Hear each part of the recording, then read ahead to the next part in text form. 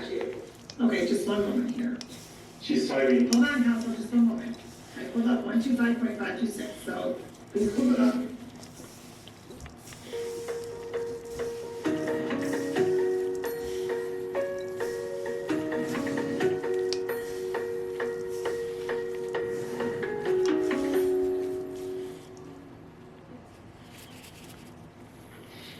Direct your attention to paragraph 7 here.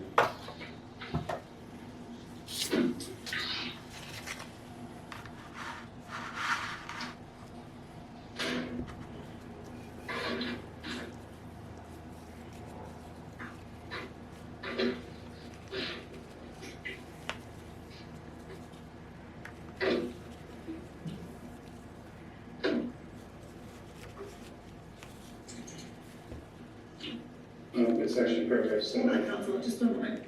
Except as provided in subsection 7 to 9 and 11, an inspector or team of inspectors must request and receive consent from the lessee to enter before entering a leasehold regulated by this act to undertake an inspection.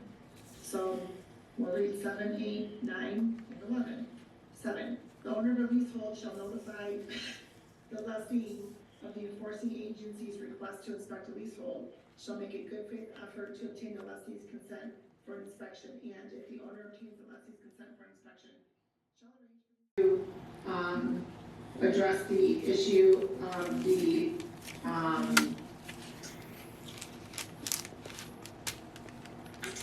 we'll call it inspection, but the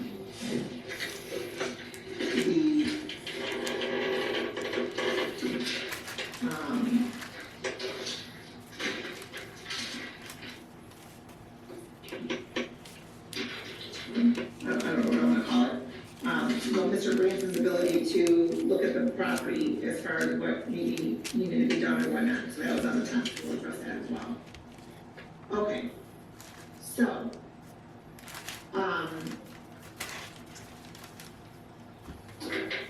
there is an allegation that Mr. Branson cannot proceed because he does not have a valid CFO.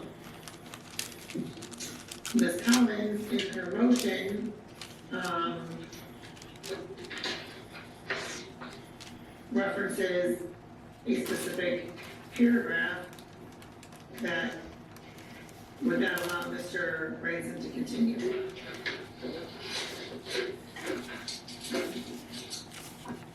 Adios expected. Hello authentic. Hello Topo Chico hard.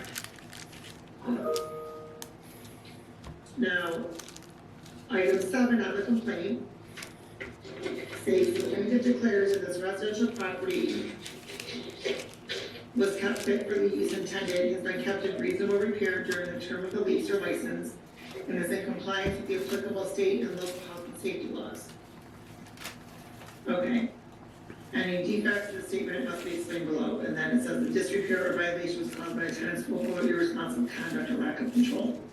So council, I understand that your client filed this, but you also did indicate at the last hearing on Tuesday that you were relying upon the motion.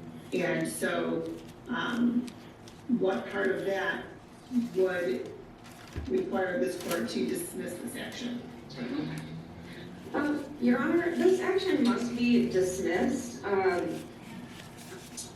under MCL 125.530. That is the Michigan law that requires a certificate of compliance to be held by a landlord. Under paragraph 5, it states that an action may be maintained where there is not payment into an escrow account. So, Sorry, what was that? An action what? may be maintained, an action to recover possession of the premises may be maintained where there is not payment into an escrow account. My client has been paying into the court's escrow. I have the register of actions here. Can I understand? Yes, this court is signing an order of escrow. Correct, and she is in complete compliance with that. On January 21st, She paid $4,000 into the escrow account as ordered on January 31st. She paid her monthly rental amount in the amount of $1,500. Your Honor, if I may. Just one moment, please. Right now, I'm addressing the motion to dismiss portion of it, not the portion that we're going to address regarding the payment of the escrow account. So as to the motion to dismiss, Mr. Klala, what in paragraph 7 would support the request to dismiss this action? Okay. So I'm referencing 125.530, generally. This was brought up in the defensive responsive pleading and it was relied on quite heavily. It's actually stating that the property can't be legally rented out when it doesn't have a certificate of compliance. You know, that's pretty obvious to us. The issue here is whether an action in eviction can be maintained in a summary proceedings in local district court where there is not a valid certificate of compliance. There's certainly not a valid certificate of compliance in this case. We're all aware of that. There's an inspection scheduled with the city in order to correct for that. In particular, I'd like to draw your attention to the court rule for these proceedings.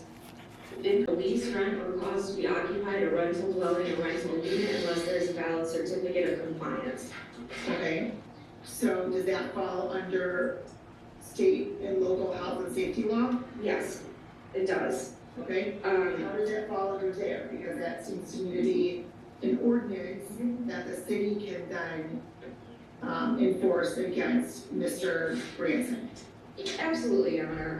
But, you know, that's exactly to my point. It's something that the city can enforce, and this is meant to protect the safety of its citizens who are renting out residential units. So it's in direct conflict with the court rule that requires when you file a complaint in these matters for the landlord to represent that the residential property is being kept fit for the intended use. Okay, so what's in direct conflict, counsel? Okay, what's in direct conflict is that the certificate of compliance is required to assure the health and safety of the citizen living in the unit.